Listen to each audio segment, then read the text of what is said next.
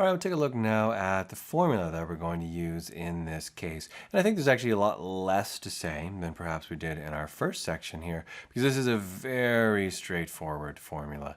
What we've got here is really just a collection of, we've got 2 strong antifungals.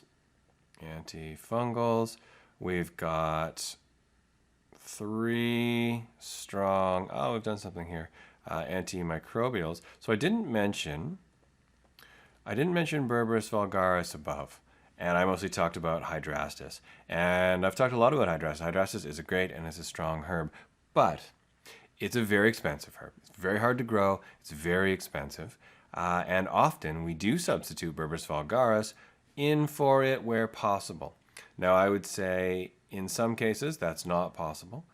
And it doesn't really go the other way. Berberis vulgaris, increasingly we really think of as a hepatic, and actually it's probably one of my favorite hepatics, and Hydrastis really isn't a hepatic so much, but Berberis vulgaris can be subbed in as an antimicrobial. So I'm going to leave it in this formula, but you certainly could, if you wanted, either take it out or you could put in Hydrastis. The only reason you wouldn't start with Hydrastis in the first place is just its cost and that it is difficult to grow.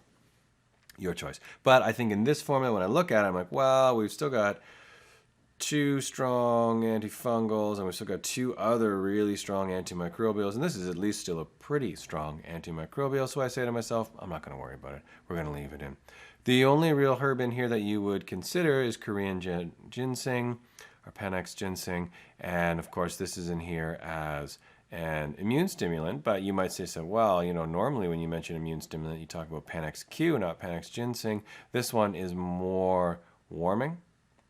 And we mentioned above, this patient might be so deficient that this is not indicated, but if it's balanced with the rest of these, you could probably get away with it. This is warming, and it's also, got to slip a little bit into the TCM to do this, but toning to Qi and Yang.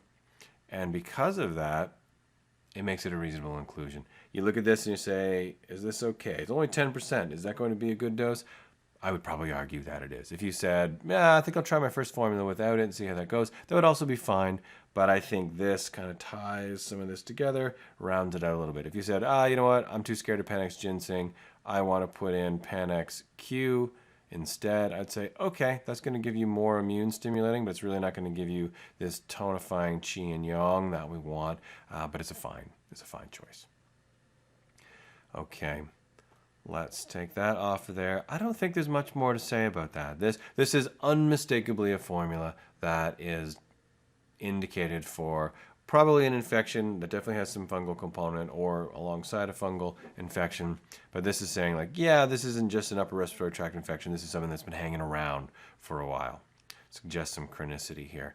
As we mentioned, and I want to make sure I kind of get it out here, this would also be in conjunction to 1, remove dairy, sugar, and alcohol. And you know what? I'm just going to say it. This is almost exactly kind of how I present it with the patient. I'm going to say 3 weeks. Sometimes I'll even do this. 3 weeks? Because that can be really difficult. I know I mentioned this in our first video, but I want to highlight it again because I would suggest, and sometimes I'll say this to a patient as well, I would suggest that if you don't do this part, you probably won't be successful just doing this part alone. This is strong. This is good. It's going to be helpful, but I think you've got to do this. 2, I am going to say, if you're not doing some physical activity, some physical activity. You don't want to sweat too much because that can aggravate. 3, keep area, this is for the fungal areas, keep area cool and dry, which of course is a little bit the opposite of sweat, not a little bit, it's almost entirely the opposite of sweating, but this you need for circulation. And this you need to try to clear that. And then of course we talked above, plus topical essential oils, EOs. Now there's a couple other things I'm going to add in down here, but I put on a show for this. I often will say, okay, we're going to use some herbs. It's going to be great. I'll handle that part. I'm going to recommend a few other things. We're going to do those in just a second. Here's the part that you do. And I say, like, I I take these kinds of infections seriously. We're rolling out the platinum package for you. You can see what works for you, but what I'd suggest is let's try to build the whole version and let's do the whole thing for 3 weeks. When you do that, I'm fairly confident you'll see improvement in that time. And that part's true. I'm fairly confident someone will see improvement in that time. And I'll often even sneak in and say, and if you don't do that, like I mentioned a moment ago, if you don't do that, sometimes you see some improvement, but it might not last. Let's go for the big version. Let's see if we just kind of get that whole thing done and cleared with. Almost everybody can mobilize 3 weeks of discipline. And that's usually all it takes for them to at least see significant improvement, enough for them to say, oh, okay, so I guess those things really were playing a role, because it did go away for that, by 10 days in, it did go away. And then when I stopped and when I went back to, eating like I was doing before, it started to come back. Sometimes it doesn't, but we talk a lot about conditions of terrain. I didn't say that specifically in the first video in this section, but most chronic infections, some would say all chronic infections, are conditions of terrain. There is a terrain that has arisen for a host of variables that has allowed that infection to set up and hang around. Our job is to change that terrain. We can change it by putting things in that kind of actively get in there and muscle out the infection. We can also change it by changing the nature of the terrain itself and remove the resources that infection wants from the environment, or at least the things that favor that infection having a place to stay, to thrive in. That's what I'm looking for. Okay, so we'll say that with this formula. We'll go down. Let's actually go down. Now we'll look at this part next. So optimal as tincture. There aren't too many things that I really suggest are optimal as tincture, but something like this is one of them. That's really just going to be the best way to do it here. You can do it as a powder. You really can't do it as an infusion. It's okay as a decoction, but I'm going to say this one's actually best as a tincture. Begin with 1 teaspoon, taken 3 times a day with meals. Yeah, actually, you know what? I usually go away for meals. And why am I just changing it just like that? Does it make a huge deal? It doesn't make a huge deal. I generally favor things between, away from food or between meals. But this one, I happen to know that some of these are pretty hard on the stomach. So Podarco is not bad, but black walnut, this one's hard on the stomach. Clove, also a little tough on the stomach. So I'd make a decision here. I would say the reason I've erased it down below is to say that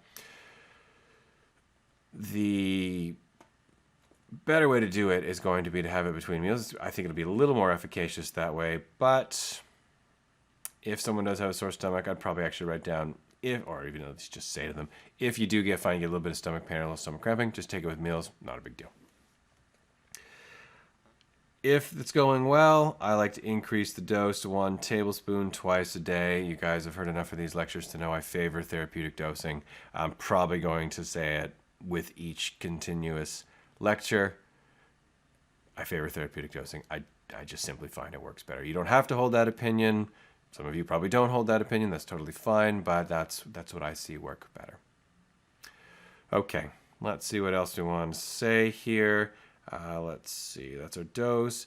Herb-drug interactions, not too much to worry about here, and you can use these alongside of other things. Now, it's always a little frightening to use things alongside, maybe even of antibiotics or antifungals. I do it fairly comfortably. I don't really worry about it too much. I've done it a number of times. I've seen it done in China, in particular, actually in Vietnam, the first place that I went and studied TCM. They used, very intentionally, herbs alongside drugs that had the same actions to optimize the effects of both of them. And I certainly saw them use a number of antibiotics plus antimicrobial herbs. That's where I got a little more comfortable with it. But you have to make your own decision on that one. Pretty much nothing I say is meant to be the only way to do things, or if you can't, if you get in trouble, you can't fall back on, well, Dr. Pickrell said in one of his video lectures. You have to make your own decisions, especially if you're combining herbs and drugs. Here's my little disclaimer just in case, so I can go back to that. Let's look at some of the other things we've got in here. So we already talked about this. Yeah, look at that. Wow, I even said is absolutely necessary. I mean business. I am really serious about this. Explore exposure to mold and dampness. I don't know about exposure to molds. A lot of people will talk about that a lot. I mean, certainly that's going to worsen congestion. So explore that, but just general dampness in the living environment. A lot of people in Toronto live in basements. A lot of them. Basements also not great for congestion. It's a little harder to treat 'cause you can't just prescribe move out of your basement. But you can do things like what? Like a dehumidifier. It's funny how often we prescribe dehumidifiers and humidifiers. Not humidifiers in these cases, but a lot of people get too dry and a humidifier can help. Some people would prescribe a humidifier in these cases because when you add essential oils into the air, it actually thins it a little bit and can help the breathing. I don't know that I can say I've specifically done that, but it's possible. Some people would actually think about that. Here's something I really like. I wrote it's very effective. Neti pot rinse using Hydrastis powder, and that's about 1/4 or less, might even be about an eighth really, that's not much, of a teaspoon mixed into a neti pot. That's TSP, not a tablespoon, mixed into a neti pot. Now, one thing I have to mention there was I would say I've seen quite a few cases of this. Most of the time, this works really well. People say, wow, that really worked well. I have two times, I have seen this make it significantly worse, which is interesting. In fact, it's fascinating because it tells us something is happening. It tells us that running a potent antimicrobial, decongesting antimicrobial through the area significantly produces mucus and gets that entire reaction going.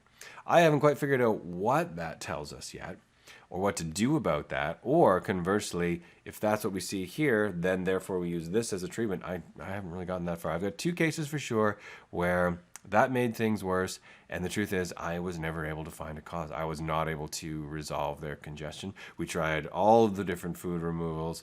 We tried, obviously, the neti pot. We tried everything I know. And I've got 2 cases of chronic sinusitis that I just simply really made no headway against. So that exists. It's a pattern. It's a pattern that I recognize, but it's not one that I've been able to treat yet.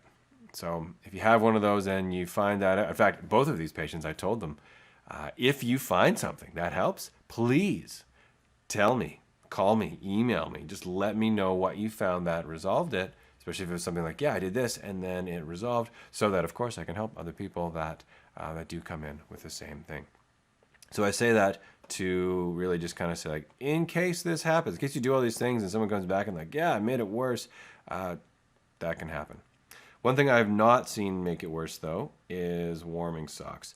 This one pretty much always works for congestion. This is just great therapy. People will think you're pretty weird, but man, for congestion, we use it all the time in kids, especially. If the kids will go for it, but adults, I recommend it very regularly to adults. It's a nice therapy. Excellent for congestion. Warm soups and stews, this is more just kind of build the blood. Steam inhalation, essential oils, eucalyptus, sage, lavender. Pretty good at clearing congestion, especially before bed.